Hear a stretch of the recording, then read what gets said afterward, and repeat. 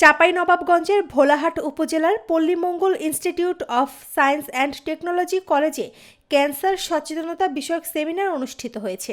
সোমবার ইউনেস্কোর সহযোগিতায় ডাইসিন গ্রুপ আয়োজন করে।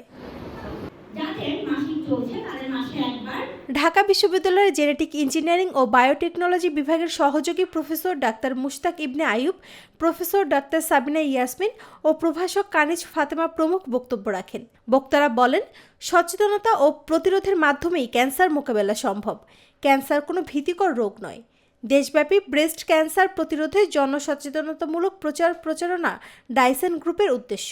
আমি জানি যে আমার এলাকার লোকদের চিকিৎসা ব্যাপারে অত অভিজ্ঞতা নাই এবং আমাদের এখানে লোকজন আসলে তাদের তো অনুষ্ঠানের জন্য বিশেষ করে মহিলাদের জন্য